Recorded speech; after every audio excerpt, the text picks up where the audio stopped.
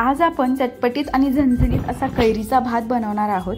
तर उन्हाळ्याच्या दिवसांमध्ये ही परफेक्ट रेसिपी आहे आणि एकदम झटपट तयार होते। अशाच आणखी रेसिपीजसाठी चॅनलला पटकन सबस्क्राइब करा।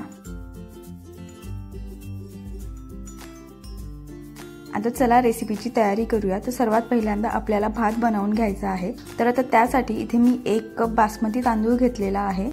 आपल्याला तांदूळ स्वच्छ धुवून घ्यायचा आहे। तुम्ही शिल्लक भातापासून सुद्धा ही डिश बनवू शकता। जर भात शिल्लक राहिलेला असेल, उरलेला असेल तर संध्याकाळसाठी किंवा दुपारसाठी तुम्ही ही मस्त अशी रेसिपी बनवू शकता।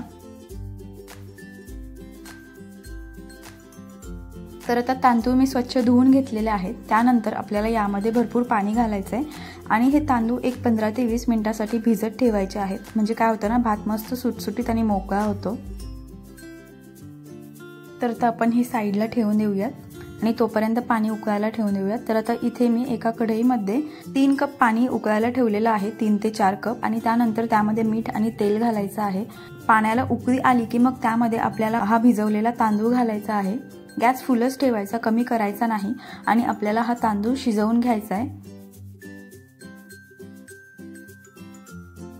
असं तुम्ही दाबून चेक करू शकता, पाहू शकता तांदूळ शिजलेला आहे। आपल्याला खूप जास्त शिजवून घ्यायचा नाही कारण हा भात सुटसुटीतच छान लागतो। आता हा तांदूळ मी काढून घेतेय। तर गॅस बंद करायचा आणि एका अशा झाऱ्याने किंवा अशा चाळणीने तुम्ही हा तांदूळ गाळून घेऊ शकता।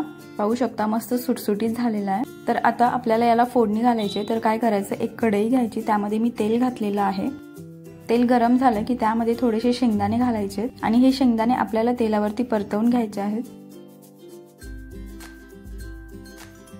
2 मिनिटात परतवून होतात, हे झालेले आहेत। आता आपण याला काढून घेऊयात।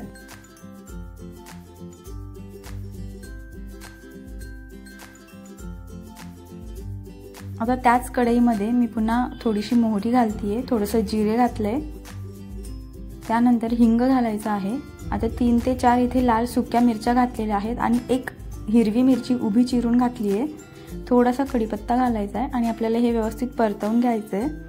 त्यानंतर कोथिंबीर घालायची आहे आणि शेवटी इथे मी कैरी घातलेली आहे। तर ही मी अर्धी वाटी कैरी घेतली होती, किसून घेतलेली आहे आणि जास्त आंबट कैरी नाहीये, तोतापुरी कैरीच वापरली आहे। आता आपल्याला ही कैरी व्यवस्थित परतवून घ्यायची आहे 2 मिनिटं। तर झाकण ठेवूया आपण 2 मिनिटांसाठी। पाहू शकता मस्त आपली कैरी शिजलेली आहे, किसलेली असल्यामुळे पटकन परतवून होते। आता त्यामध्ये काही मसाले घालायचे। तर इथे मी अर्धा चमचा हळद, अर्धा चमचा लाल तिखट, 2 चमचे गूळ पावडर घातलेली आहे। गूळ बारीक चिरून घातला तरी चालेल किंवा साखर घातली तरी चालेल। त्यानंतर थोडंसं मीठ घालायचंय।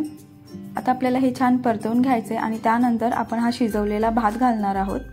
पाहू शकता मस्त सुटसुटीत आहे हा भात। तुम्हाला आवडत असेल तर तुम्ही इथे इंद्रायणी तांदूळ वापरला तरी चालेल, जर चिकट भात आवडत असेल तर, पण हा भात सुटसुटीतच छान लागतो। आता पुन्हा एकदा याला परतवून घ्यायचंय आपल्याला।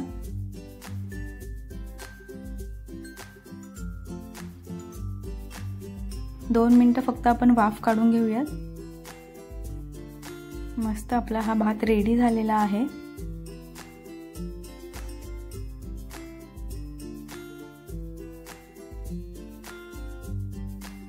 आता शेवटी यामध्ये आपल्याला परतवलेले किंवा तळलेले शेंगदाणे घालायचे आहेत। त्यानंतर वरनं आणखी थोडीशी कोथिंबीर घालायची आहे आणि पुन्हा एकदा फक्त मिक्स करून घ्यायचंय आणि आपला असा हा चटपटीत आणि झणझणीत भात रेडी झालेला आहे। तुम्ही पाहू शकता काय मस्त दिसतोय, चवीला तर खूप अप्रतिम लागतो। तर नक्की ट्राय करून पहा, खूप झटपट रेसिपी आहे। आणि हो, व्हिडिओ आवडला असेल तर व्हिडिओला लाईक करा, कमेंट करा आणि चॅनलला सबस्क्राइब करा।